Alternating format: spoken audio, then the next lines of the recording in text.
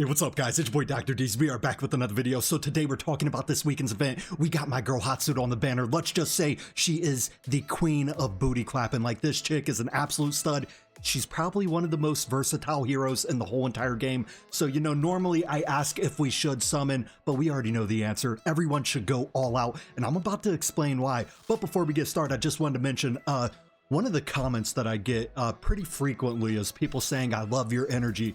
And I just wanted to explain a little bit about myself. So for those of you guys that don't know, I do have a little thing called ADHD, so I do get energy from that. Another thing that helps give me energy is my good friend the Monster. Sorry, I don't know if it's bleeped. All right there, my good friend Monster. Now, I know this isn't good for me, but at the same time, it helps get me through my day and it helps keep my energy up. So, you know, just figured I'd share that with you guys.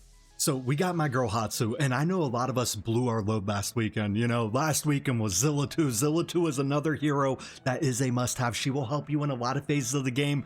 So it's kind of unfortunate that they have them back-to-back because we get one booty clapper last weekend and another booty clapper this weekend. So those of you that saved your shards, I wish you the best of luck. I hope you pull this chick right here. I'm not going to take a dive into her kit, but I did want to go over her reviews. This is what the people rated her. The people rated her all of these right here. Look at all these 5.0s. It's a beautiful thing. It is a beautiful thing. 4.9s, 4.9s, 4.8. The lowest rating is a 4.4 for Titanic Ruins. Honestly, you do not want to use her for Simra. Simra's not a good option for her, but people still like her a little bit. I mean, she's 4.4. That's not bad, right? But at the same time, how many heroes have this many 5.0s? Not many. Not many. Let's go over these real quick. So Faction Trials, boss. Void Rift, boss. Guild Wars, boss.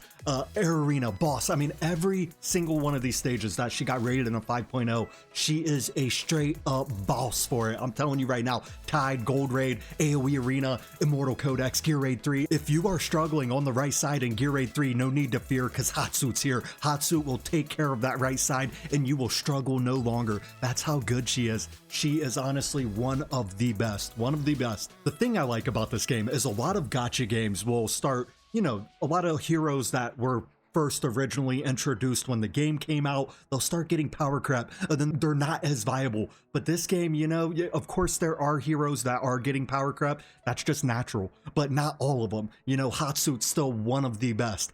Silas is still one of the best. You know, I got a lot of I got more pros than cons when it comes to this game. So as long as that stays true, then I will always make content for this game. So let's go ahead and go over the next person. So we know Hatsu is an absolute stud. I actually have not even took a look at this guy's kit, so I don't know anything about him. Oh, he looks like Cyclone. He looks like Cyclone's older brother, you know, maybe his daddy. He's Cyclone's daddy. I think the guy's name is Cyclone. The epic version that looks exactly like this. He's just got wind underneath him. A pretty cool looking dude. I mean, you know, he's got the whole icicles. You know, not really much to him. He looks like a rock, icicle rock, right?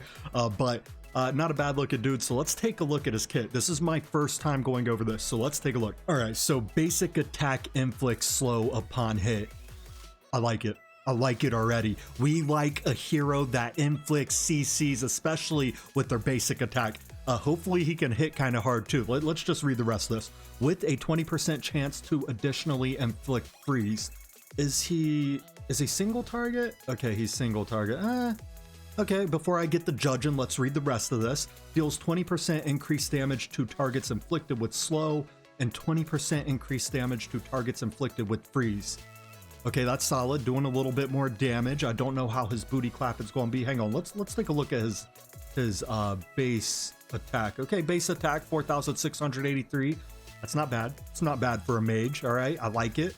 Let's take a look at this ultimate. So we got Arctic Fury. Let me take a look at the aesthetics first. Okay, so he's throwing it out. Little graphic. All right. Okay, he's freezing him. So maybe an upgraded version of Mari, one that can actually do a good amount of damage. I mean, he killed both of them. Both of them disappeared. Not looking bad. All right, this guy might be kind of cool. Okay, let's read the rest of this. When activated, increases attack range and turns basic attack into 3 consecutive strikes, with each strike dealing 90% damage to random enemies in range. For every 1% max HP of shield strength owned, increases damage by 1% up to 100%. Is he part of the Northerner? Okay, part of the Northerner faction. That makes sense. That's kind of cool. That's kind of cool. Maybe pair him up with Vortex, you know what I'm saying? Do a little extra booty clapping, all right? That's not a bad ability to have. If he wasn't part of the Northerner faction, I would have been a little mad. But hey, he's part of the Northerner faction. That's kind of cool. Okay, increased damage, and it could go all the way up to 100%. Let's go. So we're probably going to need to build him in a good amount of HP, which, you know, it's understandable. What is he? A mage, magic mage. Okay, he's a magic mage. Frozen Shield. Gains a shield equal to 20% of max HP every 30 seconds. Lasting 10 seconds. Okay. So this is a cool passive to have because it goes hand in hand with the ultimate. That's nice. Each time damage is taken, reduces cooldown by 1 second up to 12 seconds. So basically, if he's taking damage, the HP every 30 seconds, that's going to last for only, come on, math, 18 seconds. So not bad. He's going to get a shield pretty often as long as he's getting hit, which is kind of cool because then he's going to do more damage on the ultimate. When the ultimate is activated, this effect triggers immediately and increases the shield strength obtained to 40%. Wow. Okay, so I guess stacking these doesn't even matter. He's going to automatically activate this, which is going to be pretty cool because that in turn is going to give him more damage. That's awesome. That is awesome. I really like this passive going with his ultimate. Let's go ahead and check this one. This passive, Heart of Ice, the hero possesses freeze immunity, deals 60% extra damage. So basically he can't be frozen. It makes sense. He looks like a gosh dang icicle himself, right? But deals 60% extra damage to enemies inflicted with freeze. Wow, 60% extra damage. That's solid. That's solid. Okay. If the target is immune to freeze triggered by talent, the hero inflicts Eye of Winter on them for 3 seconds. Eye of Winter. Glacius regards this target as inflicted with freeze. Okay, so basically, if the target is immune to freeze, he's still going to get the 60% extra damage, which is pretty cool. I mean, he sounds like a solid hero with a good amount of CCs up in the kit. You build him with a lot of HP, going to need some attack, maybe some attack speed, so then he's slowing them down more often. Sounds like he could be a pretty good hero, and it sounds like he could do a lot of different things. Very versatile because, you know, you can't go wrong with CCs, right? So 3 stages that that just comes off the top of my head would probably be Gear Raid 1. He'd probably be solid for that. Maybe an upgraded version of Mari. He doesn't inflict the vulnerability like Mari does, but at the same time, I mean, he's going to definitely do a lot more damage than Mari, so that is actually really cool.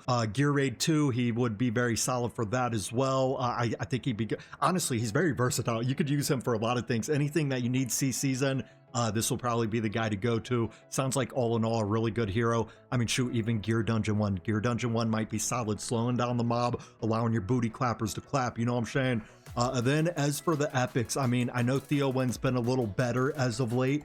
He comes with good CCs. I actually got to pick up his exclusive artifacts, so I definitely want to test him out. Maybe I'll come out with a video on him. I honestly have not used my Theowin in a very long time. I think I got to wipe the dust off and go ahead and start him back up, and let's see what we can do with him. Maybe I'll do a video on it, but you know, Theowin's a solid epic.